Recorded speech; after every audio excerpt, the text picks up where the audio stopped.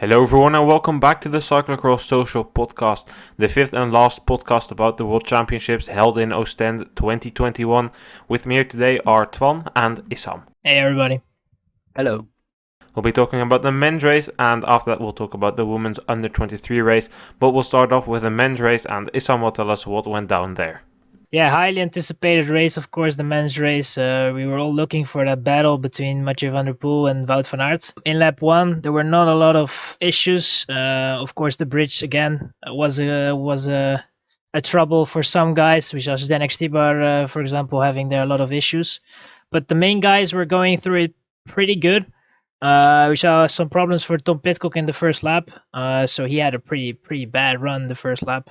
The main guys, Mathieu van der Poel and Wout van Aert, were solid, had no issues whatsoever, and actually showed from lap 1 already that they were going to be the one battling for the win. And we were waiting for that highly anticipated battle. But in lap 2, actually, it was surprising Wout van Aert, who was better through the sand, going better through the corners, and actually managed to get a gap around 3 to 5 seconds. And then Van der Poel, in his chase, had a crash. It looked pretty bad with a salto, but it was all good, and he could continue. But he lost, of course, a chunk of time. His gap was almost 20 seconds. He managed to actually shrink that lap down in lap 3. That gap down in lap 3 to like 10 seconds, and then it was disaster for Wout van Aert. He had a front wheel puncture, and lost a lot of time. And actually all the time that he gained, that is again what he had to lose again, and he was back to a disadvantage of 11 seconds. He tried to close that gap down, and actually managed to get to 3 seconds, but that was just not enough. Made 2 crucial mistakes in the sand, had to run that down instead of going all the way with the bike. And then it was actually all over. All his chances were gone. But it seems that we are focusing too much on number 1 and number 2. So who was actually the third place guy? Because Van der Poel won it in the end, and Wout van Aert in second. But who was third? Toon Aerts was really strong and the most consistent out of the guys behind him. Pidcock was maybe the strongest, but his sand passages were very bad. So Toon Aerts was actually the one that was constantly actually in third place. Pidcock came very, very close in the last lap, but it was Toon Aerts had just enough to keep himself in that third position. So running off the podium was Toon Aerts. Just like yesterday, we'll run down this race in chronological order, starting with the first key moment. That was the second lap. We had the 2 leaders, like Issam already said, Van Aert and Van der Poel. Van der Poel made this small mistake in the sand section. Van Aert had a 3-second gap. It was between 3 and 5 seconds for quite some time. Until then, Van der Poel went down there. What happened there at that crash? So what I think that happened there is that he just hit a nasty rut, then tried to change directions midway through it, and it just wouldn't allow him. I think it is a small mistake. I also think that the rut probably changed a little since he last rode it, because I'm pretty sure he stayed away from that line the rest of the race. He also broke a part of his saddle, which caused his saddle to become loose there. And that was really a part of the race where it looked like, okay, it's over, it's done here. Van Aert is going to put up a show here because Van der Poel wasn't coming any closer. What was the gap? Around 15 seconds for a very long time until they eventually went into the sand. And in that sand section, Van Aert had a very good beginning. But the second part of the sand section, that was not bad, but Van der Poel had a blistering section there. He closed 8 seconds there, and the gap was 10 seconds, and I think that basically set the tone. Van der Poel was getting in a rhythm and started riding through the sand better and better. Do you guys agree that Van der Poel eventually became better and better in the sand? I think Van der Poel especially had a very good sections off the boulevard, and then not particularly the first part until it he had the hard bit where he could get back on if you messed the first part up, but especially the second part, and it really helped him into the bridge as well. I think he just rode that very consistently and was able to take quite a bit of time on Van Aert there. Yeah, I agree. I think that Van der Poel was really the first 2 laps, I don't know, it lacked a little bit of rhythm. He himself said that he was a little bit surprised with how the parkour was laying there, which surprised me in a way, because they of course do the reckon in the morning, but it seems that obviously after the women's under 23, it changed the parkour completely, and he was just not really in the rhythm. It was also like you could see that he was not comfortable. And then obviously after such a crash and having a saddle which is half broken, that is not going to help. But then having such a blistering sand section at the end there, coming back from the boulevard, that was really strong. And I mean, closing 8 seconds in one section is pretty mad to see. And Van der Poel, regardless of the puncture, would have returned. It's just a shame that the puncture eventually was the decider. I think that was also a very part of a mental game there, what happened there, because if you look at Van der Poel in his interview post-race, he said, yeah, I knew that my saddle was broken and it was loose, I wasn't sitting really nice on it, but he said, I didn't want to change my bike immediately, because I didn't want to give Van Aert those 5 extra seconds, so the gap would be 20 seconds, because then he thought that might give him more a mental boost and he couldn't come back. Do you guys see that the same, or do you think that even if he had changed then, he would have been able to come back? I actually think he should have changed sooner, because for the first part of the race, it kind of looked like he was sliding around a little bit more on the hippodrome as well. So if like his saddle was also broken at that point, I think you need to get that situation quick fixed as soon as possible. And maybe it gives you a little more of a mental disadvantage, but I think you've seen an Overijse so that you can close a pretty big amount of time on Wout van Aert. Well, he said he didn't change anything to his tire pressures, that he still went with the exact same tire pressure and the exact same tire thread, so I'm not sure if that really played a role, but nevertheless, if he feels that that is the best thing to do, then you should do that, because if he thinks I can close 15 seconds, but in his head he thinks I can't close 20, I mean, that's a big difference. Yeah, of course. If he didn't change tire pressure even, then definitely just go with what mentally makes it as easy as possible for you. And in that phase of the race, it was really from key moment to key moment. Van der Poel came back to 8 to 10 seconds, and then he made that change. The gap went back up to 15, and then we came to the puncture. Isam already said it, that he thought that Van der Poel would have been able to come back. Isam, could you explain a bit further? What kind of race would you have expected, and why do you think that he would have been able to come back? Well, I think the 8 seconds is already a pretty good argument in a way that the way he closed that down, I was a bit surprised. We tried to look a little bit in the footage if he had that puncture before the bridge. It seems to be that he had no puncture there, and he did the descent pretty well there as well. So it was just pure 8 seconds on quality. And I think that the race would have played out a little bit that, you know, he would have come back, obviously, and he would have joined. But I think the race would be very tactical, because obviously it would have taken Van der Poel a lot of energy to get back, and it would have taken Van Aert a lot of energy to hold, to make it longer for Van der Poel to rejoin. So it would have been a very tactical race, but you know, in the end, I think, especially the mistakes Van Aert was making in descent, that would be costly, and then it would have been a mistake in descent and not a puncture, I think. Yeah, I would tend to agree with that. I think Van der Poel would be able to, in the last lap, if it came down to it, would be able to ride the sand section a little bit better like he had been throughout the race. And in the hippodrome, I just don't see Van Aert being able to pass him, maybe get back a little on the power sections, but I think Van der Poel would just like get those corners all right, and there would just be no passing him, and Wout van Aert would be under a lot of pressure there. Well, we were speculating already what if Van Aert managed to come back, but Van Aert actually came very close to coming back. At some point, the gap was 3 or 5 seconds, something like that, and that was after the section alongside the coast, and then the longest running part back to the pier, the boulevard, and after that, Van Aert made 2 mistakes. He needed to get off his bike 2 times in a very short span of time, and from there on, it was really done for Van der Poel. What do you guys think went down there for Wout van Aert?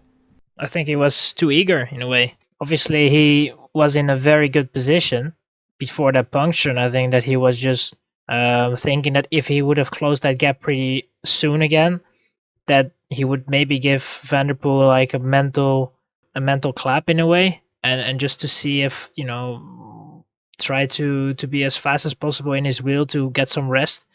And it actually worked out pretty well till those 3 seconds he had to close down, the last 3 seconds, and then he made 2 crucial mistakes there, which again what I would have think that would have happened a little bit later on if he would have joined or if they were together, that he would make the same mistakes, and after that he couldn't even. He was very, he was struggling to get up on the bridge. So I think that he was just too eager to get us back as soon as possible. He wanted to do a lot of things in a very short amount of time, and that killed all his chances, to be honest, to have a shot of winning this race.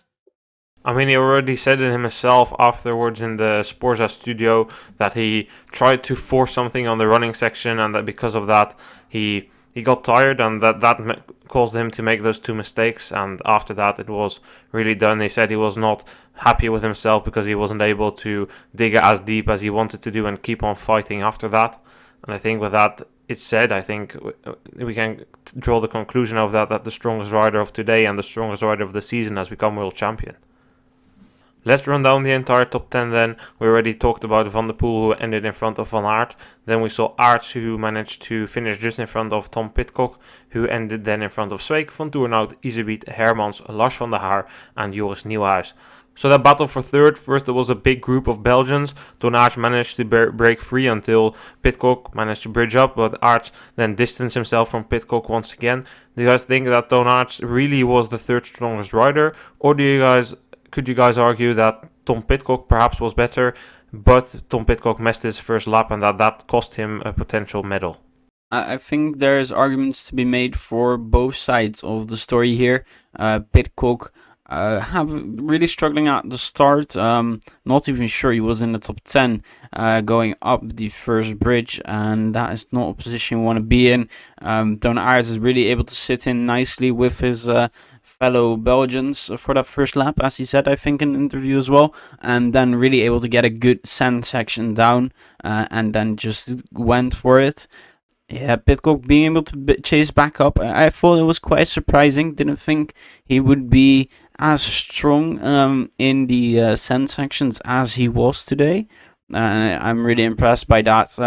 I think Toon Aert probably rode the better race, because the first lap is really important, and Pidcock let himself get pushed a little, even by Van Aert right away at the start. Yeah, I think that Pidcock really just threw away his race, obviously, in the first lap.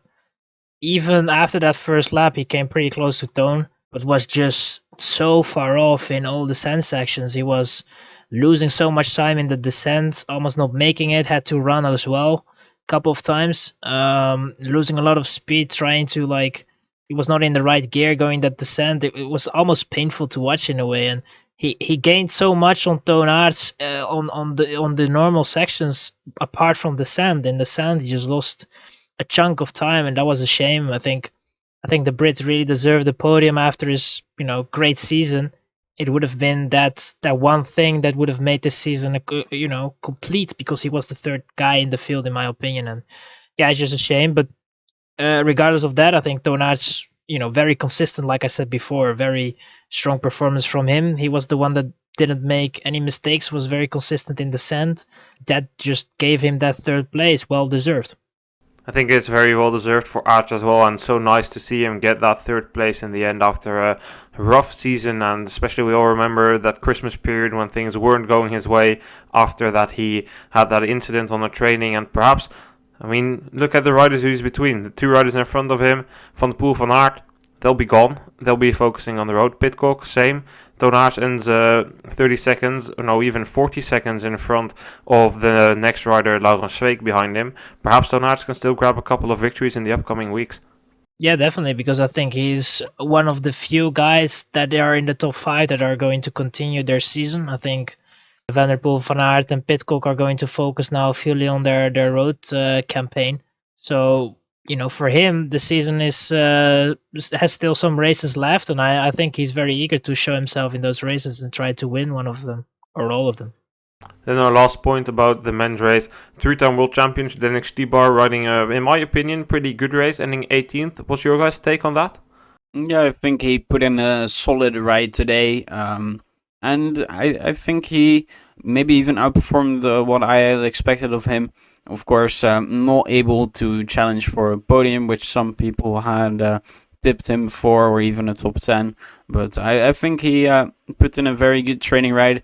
And I think he said that as well. Just really nice going in toward the season, of course, for him as well. Omloop in about 4 weeks.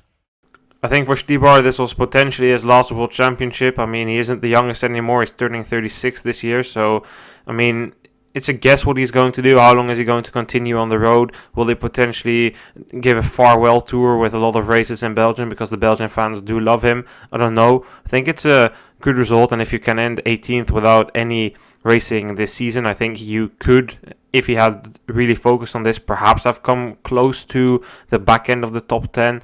But he didn't do that. Nice to see him here, but a good race, but nothing more than that.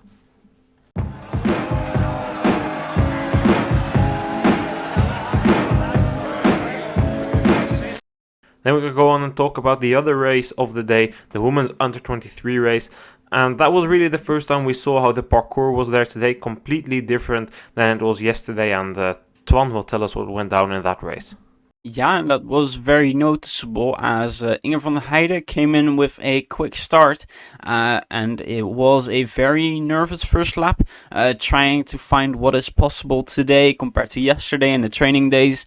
And it coming out of the sand, it was Inge van Heijden with a nice advantage over a chasing group containing Vos, Van Empel and Van Alphen. Bakker, the favorite, really not having the greatest first lap and sand section, and kind of already throwing away her chances. She wouldn't be in the race for very long, or not for the podium at least. And it was Petersen that dropped in the Hippodrome. Vos was scared to take the initiative, it seemed at times. So Van Empel and Van Alphen at some points played the team game and slowed it down. And with 2 laps to go, the gap was up to 16 seconds. But Van Heijden really seemed to be tiring. And she got reeled in during that third lap, with some of the chasing being done by Van Empel. And on the final lap, it was Capablanca Vos that again took the very dodgy line, which basically took her all the way to Bredene in the sand section, and Van Empel was able to make a significant gap there with her faster line and better running technique as well. Van Alphen able to get basically back up to the wheel of Van Empel, but never quite. And Fem van Empel would keep the pressure on, and Van Alphen would make a few more mistakes, with Fem van Empel being the world champion in the U23 women's category. Van Alphen in second, and silver and bronze for Capablanca Vos.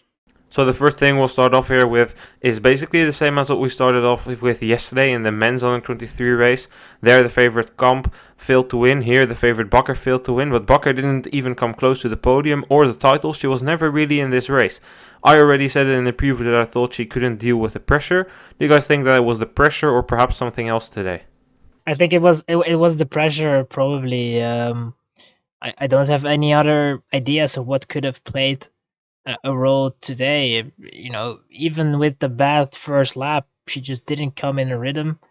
She didn't crash. I think she crashed once, and after that it was all right, but I don't think the crash really was hampering her in a way. Of course we don't know, but yeah, it just looked like she was kind of not really doing what she was doing in Overijssel just a week ago, and that's really disappointing. It's the second time she does that in her career. I think Dubendorf, she was also one of the main favorites, if not even the favorite, for that parkour because it suited her so good. And this time as well, she was the favorite, but she was nowhere today. Yeah, it really seemed like the pressure got onto her. Racing for the win, of course, is something way different than racing for a very nice podium place, for example, last week. And I think that maybe is a disadvantage as well. Some people just not coping with it quite as well because they're not used to it. Well, somebody who really did perform better than her season here was Inge van Heijden. I think she took on the role that Betsema took yesterday, opening fast but then fading quickly. I think Inge van Heijden definitely rode a good race. Ultimately, it was her fellow countrywoman Fem van Empel who closed the gap. At that time, I thought, Van Empel, this is very dangerous because if Vos wins, you'll have an angry national coach. But The winner is always right. She managed to ride away from Vos and take the win. So I think that at the moment it wasn't the best decision to make, but in the end she is right. But if she didn't win, then I think she would have had a problem. I think on any other parkour, basically, you're going to need more team tactics than this.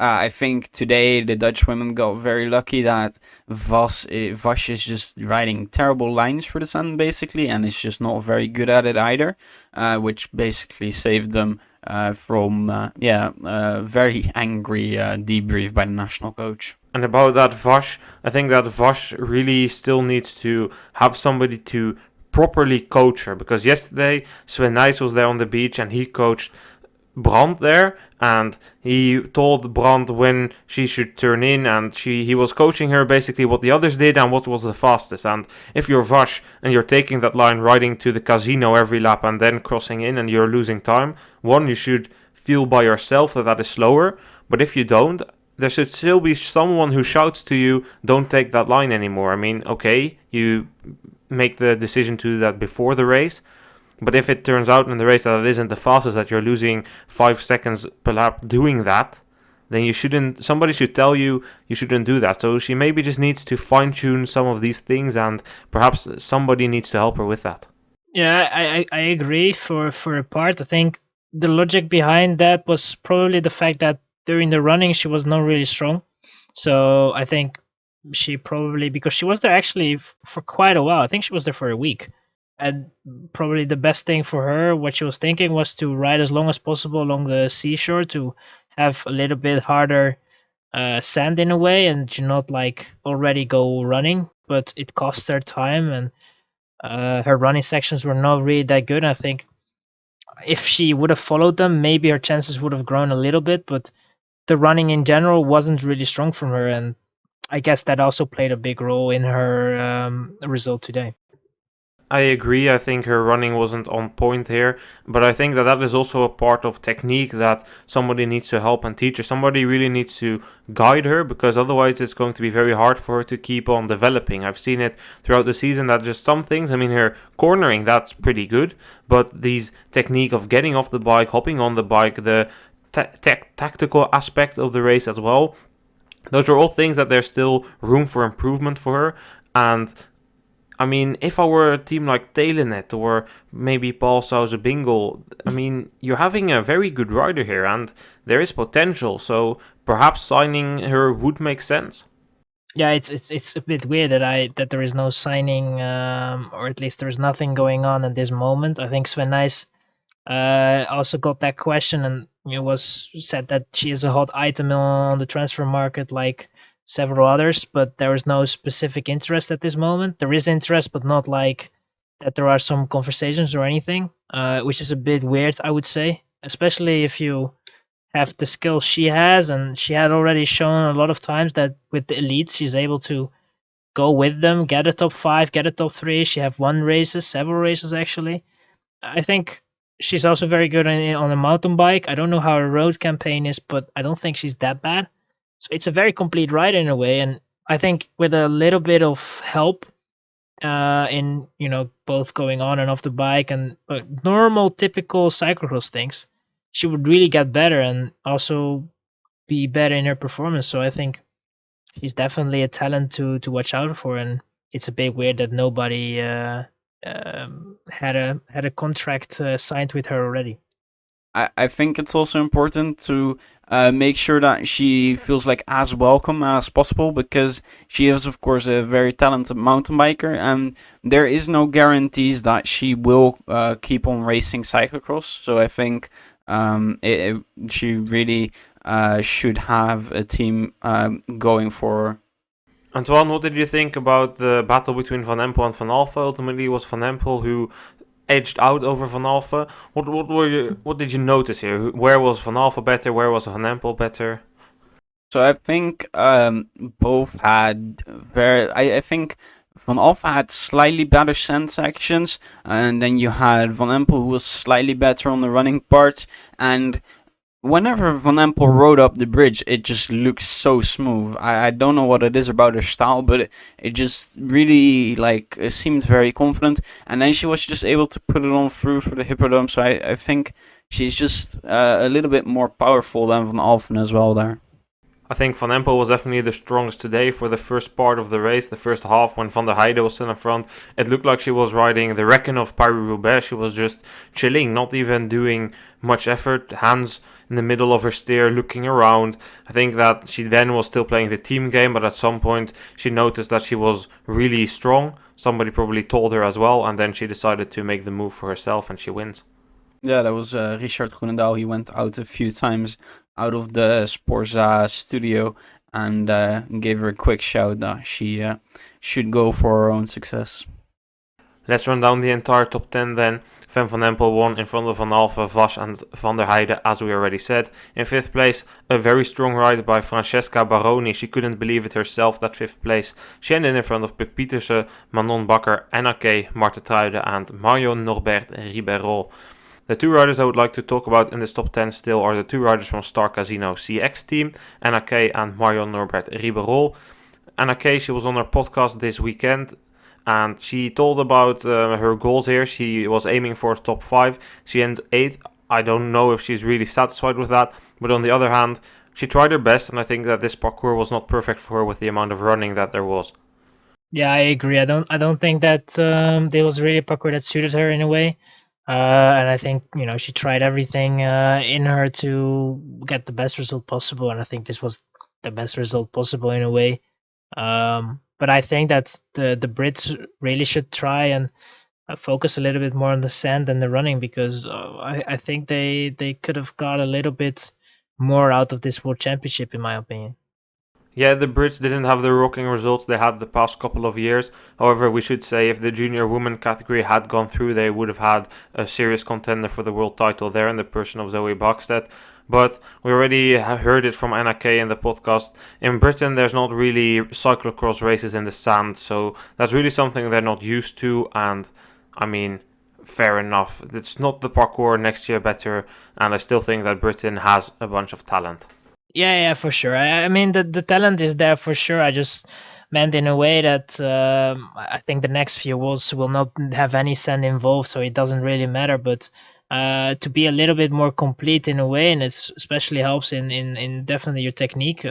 Riding in sand is not gonna do any harm to you, and I think that's something they can learn from these Worlds and try to bring with them in the following years to ride a little bit more on the sand. Then the defending champion Marion Norbert Ribeiro. There were signs of improvement last weekend, but she was back in the mud today, 10th, really disappointing.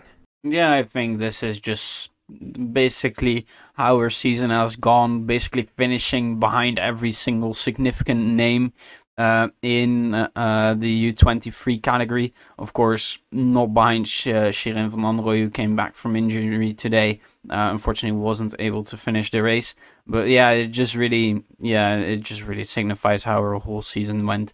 It just wasn't her year, and neither was this championships. Well, then I think we had it for this episode of the Cyclocross Social Podcast. The ultimate highlight of the season, the World Championships. Perhaps not the men's race that we expected, but Twan and Issam, nevertheless, thank you for coming here today. Thanks for having me on. Thanks for hosting.